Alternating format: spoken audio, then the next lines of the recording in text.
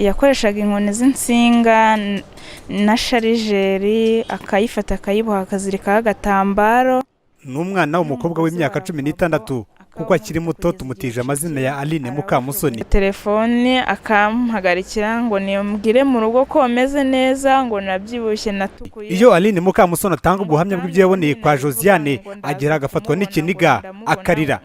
Umubiri we wose tubonye nyuma y'ibyumweru 2 avurirwa kuri Isange One Stop Center ku Kacyiru bamuvura ibikomere byuzuye umubiri wose. Aline Mukamusoni yakoreraga ibihumbi 15 by'amafaranga y'u Rwanda ku kwezi.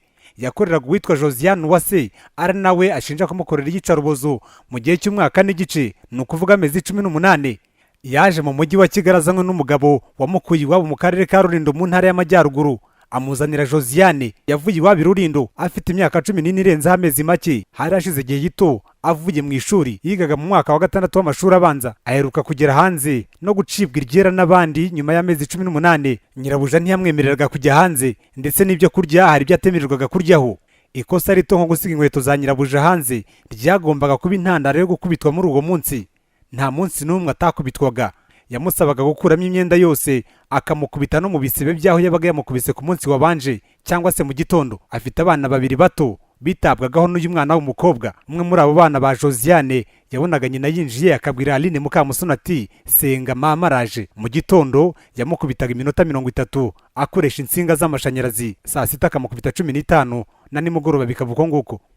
Yajya asanga ikintu nko mu nzira akabaraje arankubise akankubita inkoni z'amatsinga akanshyira mu cyumba cy'akamfukamisha agakinga. Yabaga yarafunze yamfungiranaga mu cyumba kandi igipangu cyari gisakaye hejuru mu gikari. Yajya ajya kugenda muri salo akahafunga nkabura aho nyura. Imbere nari muzima, navuye mu rugo ndi muzima, ariko nahakuye ubumuga bukomeye ntabasha kuvuga ngo mburangize. Mu gitondo saa 6 yakoreshaga 30 nimugoroba nka 15. Icyo yamoraga ni utuntu tw'amafuti, hari igihe yasangaga ikintu mu nzira cyangwa ngo inkweto ziwe zakobotse akazifata akazinkubita. Mbese ni ibintu byinshi, umwaka n'amezi 6 ntabwo nabasha kubivuga ngo mbirangize kuko yari afite ubugome buhambaye kandi budafite ikintu bushingiyeho. Yakoreshaga inkoni z'insinga na sharijeri akayifata akayiboha akazirikaho agatambaro n'umugozi wa lavabo akawunkubita kugeza igihe ucikiye. Arawujugunya ashaka ayo matsinga ariyo banamufatanye. Yari yarayaziritse yarazanyemo amapfundo. Ubwo ngubwo yari amaze iminsi ambwira ngiyi ngo niyo nzajya nkukubitisha ngirakomeye ngo nta hantu izajya. Yaje muri iyo nzu ari inzobe, ariko kuri ubu umubiri we warangiritse ku buryo bukomeye. Byagendaga bite iyo yagukubitaga mu gisebe? Hava amaraso yarambwiraga ngo ningende njye kuyoga ngo bindeke kugomeza mutera isesemi. Nkagenda akampagarikira nkahoga hose no mu mugongo amaraso yabaga yashotse. Byarandyaga cyane ariko nkashinyiriza, nakambara n'imyenda igafataho kuyikuramo bikaza kumbera ibibazo bigashishuka, n'ubundi bigashishukana n'imyenda, ibihu bigafata ku myenda, ariko nkakomeza nkihangana. Nimugoroba kongera akaza kunkubita mu gisebe. Nejo naramwerekaga ati dore hawoze, none akavuga ati nihabore. Gusa yari afite ubugome buhambaye. Ibyigitwa rubozo rya Mukamusoni ryaje kumenyekana nyuma y'aho umuturanyi wabo yaketse ko uwo mukobwa ashobora kuba kubitwa. Ayo makuru yayahawe n'umukozi we. Abaturanyi ba Josiane batwemereye ko yari asanzwe ari umuntu mubi, ngo abakozi be bose yarabafungiranaga akabakubita. Washoboraga kurira igipangu yaragendaga ntiyongere kugaruka. Abakozi be nta mukozi wajyaga asohoka. Uwasohotse yarakubitwaga, bamwe bagatoroka bakurira. Ntago byanunguye byumvishije, n'ubundi byari ibintu bisanzwe bihora. Ebana yarabakubitaga watahaga yabagatorotse. Ni igisimba kabisa. Hari igihe yagaragaraga nyuma ntitwongere kumubona tukibwira yuko yenda atagihari. Nicyo twari tumuziho, ibyo bindi twabimenye nyuma bimaze kugaragara.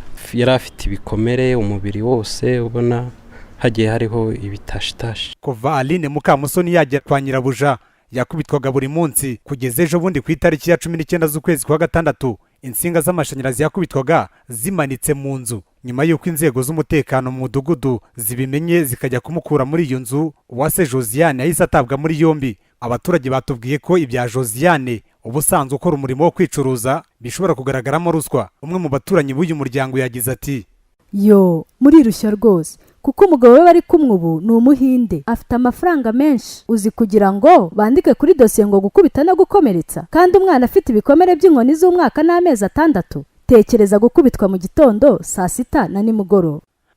Aline Mukamusoni ategerejwe mu rukiko rw'ibanze rwa Gasabo ku itariki ya 10 Nyakanga. Uwamahoro Liliane umunyamabanga nshingwabikorwa w'akagari ka Kamatamu muri Kacyiru kimwe n'abaturage barifuza ko urubanza rwazaburanishirizwa mu mudugudu ahakorewe ibyo byaha. Mu makuru twabashije kumenya nuko uriya mudamu n'umuntu niyo yabaga avuye guhaha nta muntu winjiraga mu rugo iwe, ibintu yabisigaga ibyo ahashye babisigaga ku muryango wakabyinjiriza. Haramutse hagize umuntu w'umushyitsi yumva ashobora gutanga ayo makuru, umwana yamwambikaga nk'abayisilamu agasigaza amaso gusa kugira ngo aho yamukubise hatagaragara. Abaturage twagerageje kuganira nabo basaba yuko uriya mugore yazagarurwa hariya akaza akaburanira imbere y'abaturage bakamukatira imbere y'abandi baturage kugira ngo nimba hari n'undi muntu ushobora kuba icyo kintu agitekereza kimuvemo. Uwamahoro Liliane uyobora aka kagari avuga ko iki kibazo cyafunguye ubuyobozi bw'inzego z'ibanze.